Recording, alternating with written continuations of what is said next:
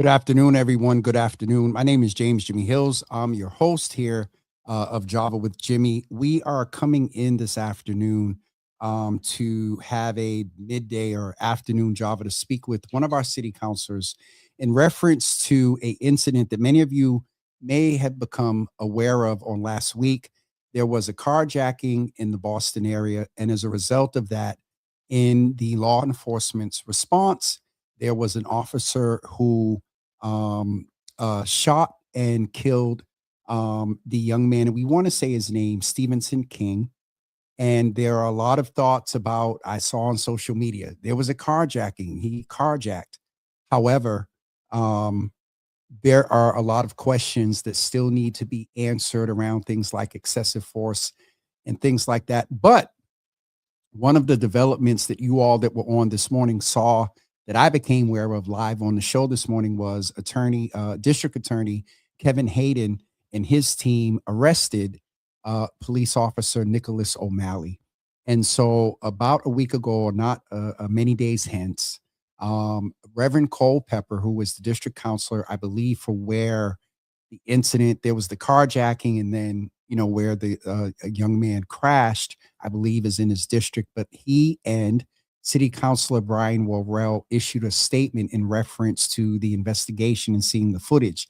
My understanding is in one of the latest developments that the district attorney, though arrested, will not release the footage. And so we'll get some updates where this is an active investigation, where Reverend City Councilor Culpepper will share with us just the status of things in his perspective on what it is that we can do as a community to support he and others' efforts that are trying to make sure that there is equity and justice for the family of Stevenson King. So without further ado, I would like to present, and before he comes on, I'm just going to say this, and I'll bring him on so he's here to say it. You all know that some weeks and months ago, I was very, very critical of Reverend Culpepper. I have to say, and I've said it privately, I said it at his church a few weeks ago, that I love how he has come out in reference to things around civil rights, the Blue Hill Ave piece, and also this piece around equity in a system to make sure that all the facts are made plain to this man's family. So Reverend Culpepper, I want to thank you for being here with us today at very short minute notice. But I have to also ask you, Rev, this comes up despite the circumstances, we have a Black man that was killed by law enforcement. And I believe in this climate, with what you're doing, a new counselor, I have to ask you first, with all due respect, how is Minard, respectfully, how is Minard doing first? And then we'll jump into the business.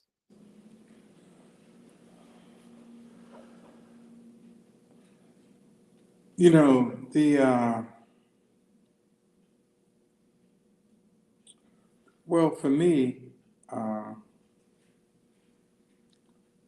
I say, and I've always said, that I'm true to this, not new to this. And so much of my life has been fighting for justice and what's right and standing up for the community. And so for me, it's part of who I am. Someone just sent me a picture last week of my grandfather visiting Martin Luther King Jr. in jail in Albany, Georgia, something we had never seen before. But we knew that he protested in March and even went to jail with Dr. King. And so for me, it's my life. It's who I am. I was a born fighter, and the legacy that I was left is a legacy that I continue to uphold. This is a tough situation for everyone. Because one of the things that we dread is to seeing a life lost in a situation where, had things been handled differently, he may still be alive. And so when we called on, and the reason why I called for the commissioner and the district attorney to release the body cam, to show us the body cam, we historically, when Commissioner Gross was commissioner, he brought us in when there was that Humboldt Avenue police involved shooting. He brought us in, we looked at the video. So I believe that the commissioner has set the precedent. And I've got a pretty good relationship with Commissioner Cox. We talk. If I have any issue, I just pick the phone up and call him. I picked the phone up and called him about allowing us to see the body cam. He said the investigation is being handled by Kevin Hayden. Kevin said no. But here's what's interesting. I went to the street where the shooting took place. I talked to some of the neighbors on that street who were eyewitnesses. And those folks, even though traumatized, even though it's painful, they told me exactly what they saw. And so that even strengthened my call for the commissioner to release the video, the body cam, because pictures don't lie. And so because the precedent had already been established where the commissioner would bring in community leaders to sit down and look at the body cam so that we can actually know what happened. The neighbors that saw the shooting, and I really give them a lot of credit for having the courage to want to speak out about what they saw as an injustice. And so when they told me what they saw, it inspired me even more to pursue seeing the body cam to confirm what they saw. We now know what they saw is exactly what happened. And I thank those neighbors and those community members for trusting me to sit down and tell me exactly what they saw in a heart-wrenching way. I mean, they were almost crying about what they had seen. And they said that what they saw just wasn't fair. And so the call for the body cam was even louder after talking with those neighbors about what they saw. Reverend Culpepper, thank you for that. And I have to acknowledge that you skated around, not letting us know how you're doing. I believe we saw in your pause that it is impacting you. And so we just want to make space. Thank you for doing this, and thank you for acknowledging the neighbors, because it is, citizens that, even with the trauma, even Yeah, if this wasn't the case, while the ambulance was called, it's residents that's out there holding a person's hand. Hold on, son, hold on. So thank you for acknowledging the residents. If I can ask you, um, in the national climate, Councilor Culpepper, with what went on, I believe it was Minnesota, with the young woman right, who was right. killed. Do you, in my thoughts of the most recent information that I have been made aware of, some of the thought, and I'll be honest with you, my first thought was a similarity to that situation. And based on one of the articles that I read, in shooting through, I believe, the driver's side 3 times, that becomes interesting. We got to say this is still under investigation. Why would you, the DA was if you all were to convince the DA to change his mind and maybe not release it, but at least see it, would you consider that somewhat satisfactory? At least our leadership and officials and the family, if they want to, would see the footage. Has that been proposed to District Attorney Hayden? And That's been the call. That's been the call yes, sir. to District Attorney Hayden and the police commissioner to bring in, if they only wanted the city councilors that wanted to see it, to bring in city councilors, elected officials. I know that before I was elected, they brought me in as a community leader, as a pastor. And so, yeah, we asked for that. Again, Kevin Hayden, the district attorney, is overseeing it. But the police commissioner, here's what's interesting.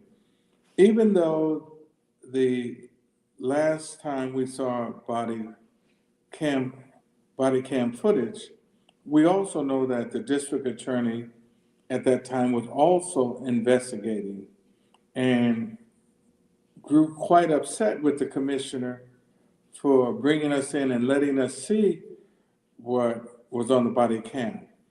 But that commissioner felt very strongly about transparency And I think what transparency does, it breeds trust in the Boston Police Department. It gives them a sense that what they see on the body cam is actually what happened. May I ask you one of my first thoughts, and I don't know where, do you have any thoughts as to why this, uh, uh, this is, first, let me blatantly ask, have you got an answer from Kevin Hayden as far as reviewing it? You as a city councilor and others, maybe some other faith leaders, have you got an answer?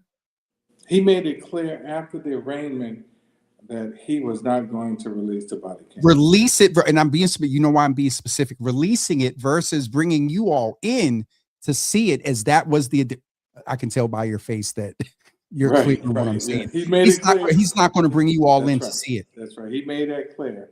He did want to meet, and I will meet with Kevin and talk about this, but meeting and showing us a body cam are two different things. You know, go ahead, sir. no, you go. I'm listening. I was going to just say that I agree. And so may I ask you, have you had, you are a lawyer by trade.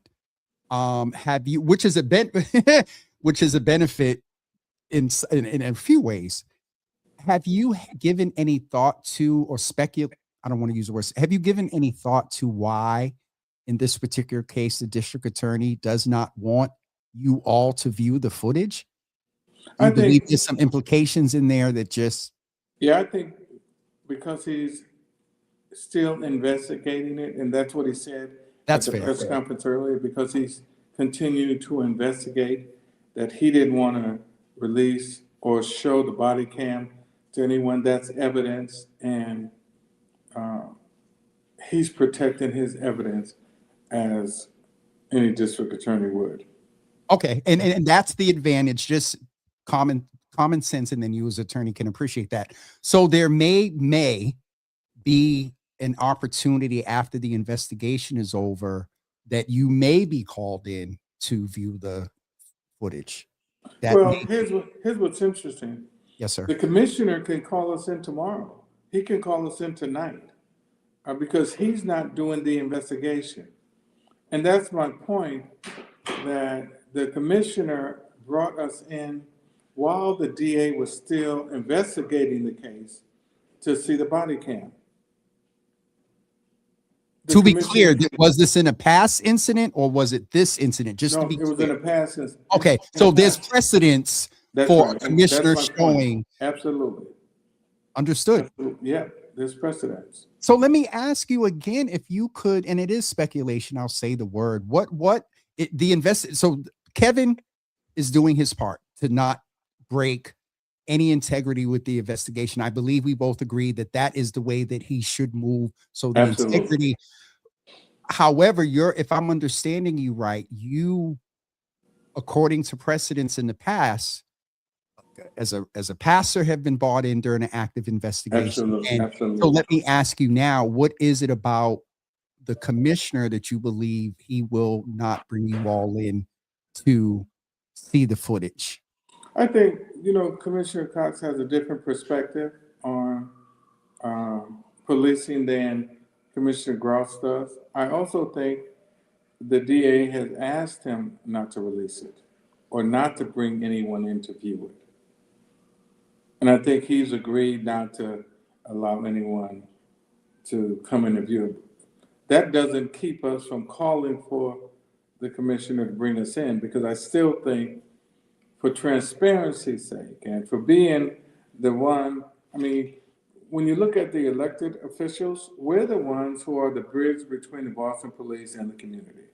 We're the ones who the community come to when there's an issue with the Boston police. We're the ones that go right to the Boston police on behalf of the community. So this is not something that's not new.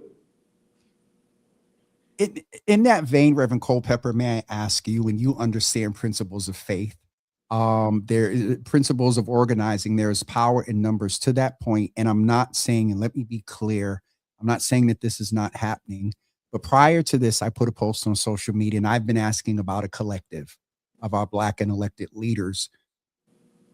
Do you know if there is any action where there is a collective effort to where you're making the phone call. Thank you.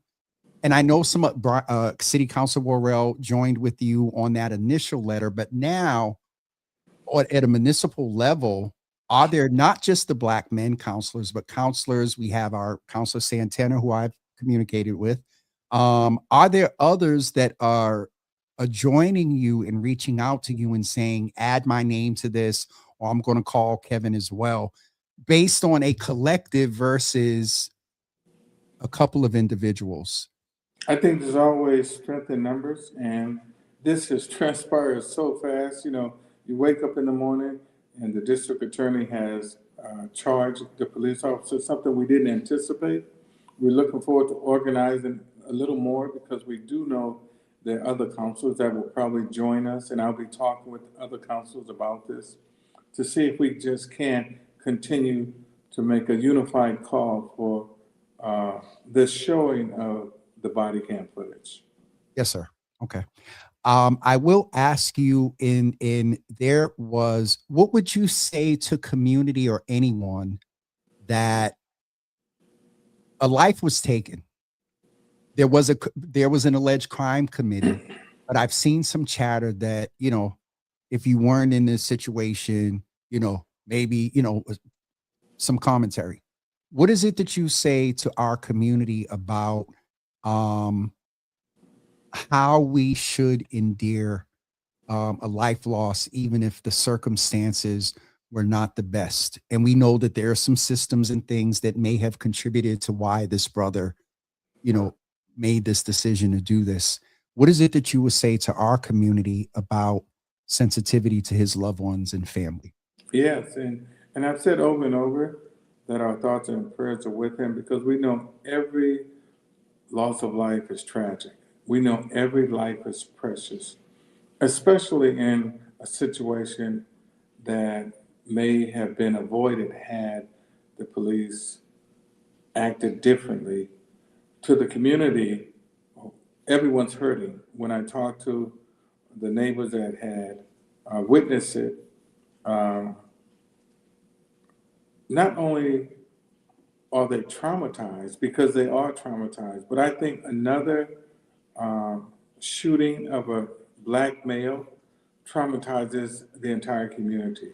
Whenever there's a shooting and a person of color is killed, I think, because of the violence and the killings in our community, I think it traumatizes the entire community. I don't think anyone goes untraumatized. Now, look, folks may not realize that they're traumatized because what has happened is we've normalized trauma in our community. It's become a norm because we've seen it so much.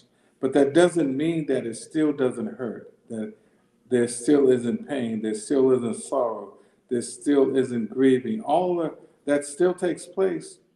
And look, given the young man had some issues, I understand that he may have had other warrants out on him. Whatever situation he had does not deserve for him not to be here today. In fact, you would want him to still be here to face whatever allegations or charges there are, but not to lose his life over a carjacking. To be here to have the due process that That's he right. is presumed innocent until he is Until proven proven guilty. guilty. Absolutely. I thank you for acknowledging the piece about the trauma for our community. I would presume and hope that Dr. Yablo and his team is reaching out, to those neighbors in that area. One last question, I will let you go. Is have you had any communication with Mayor Wu around this? Because the commissioner is at the submission of the mayor outside of anything that's an investigation, presumably.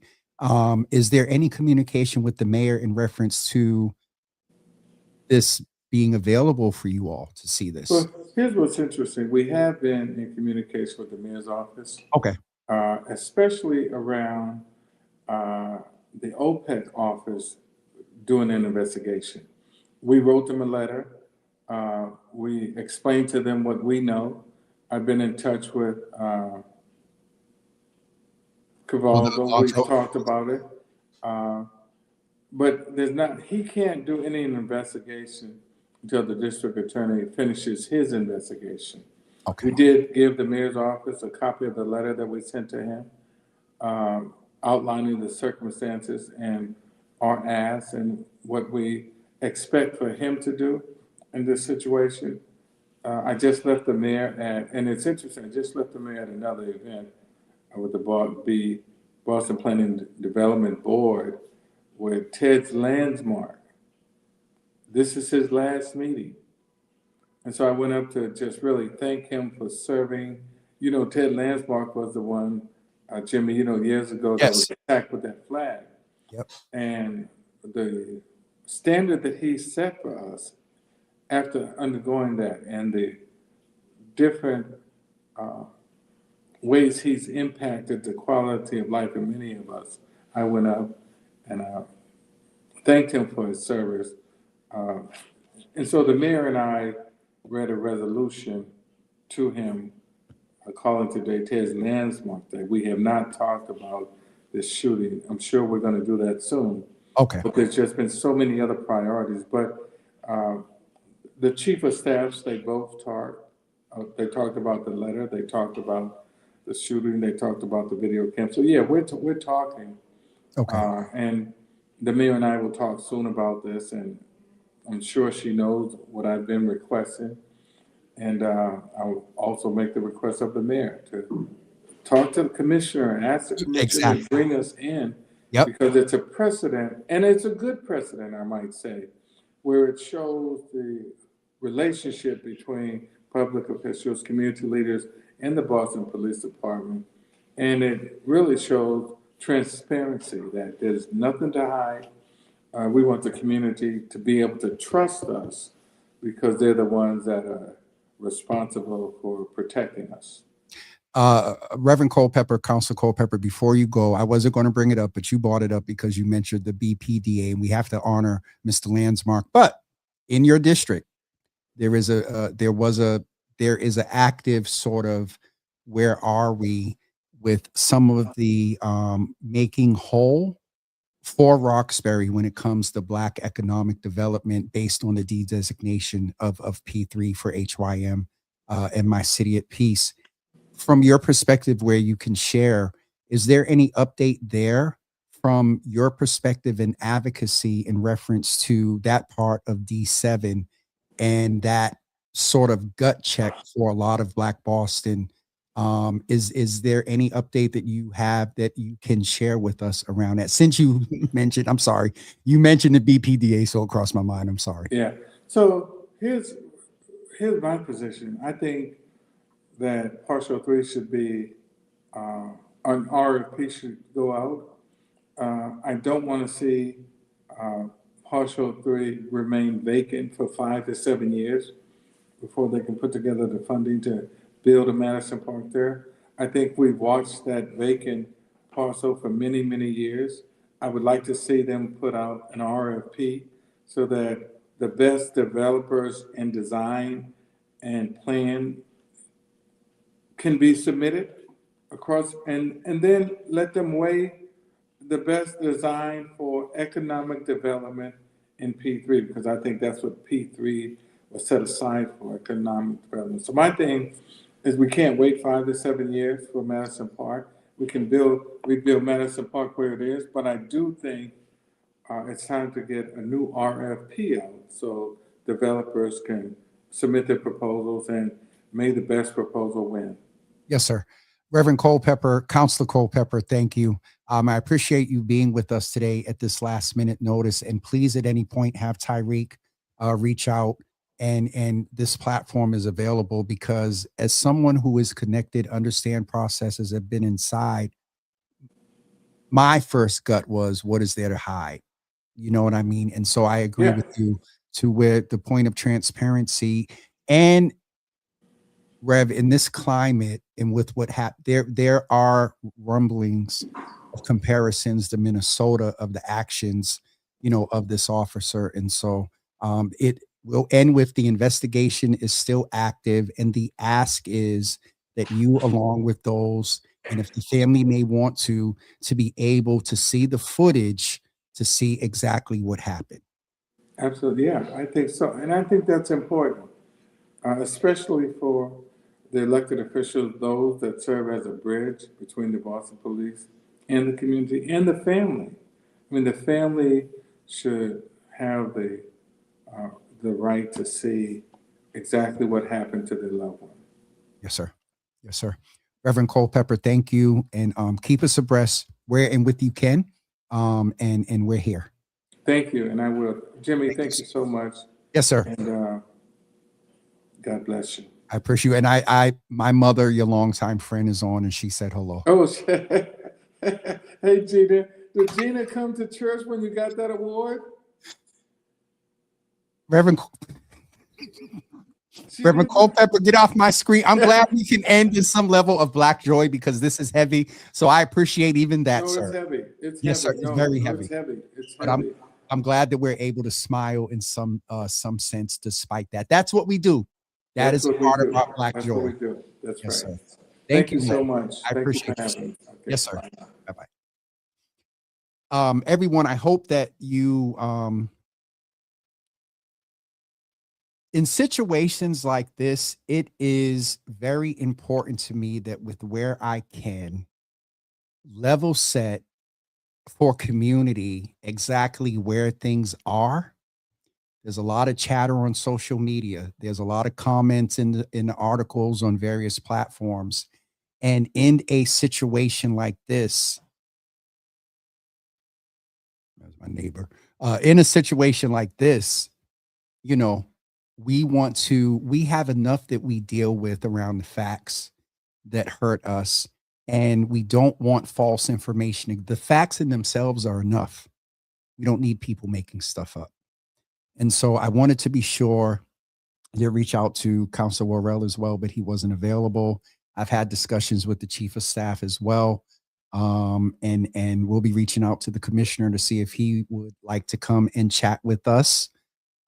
So please share this and the information that Councilor Culpepper shared with us this afternoon.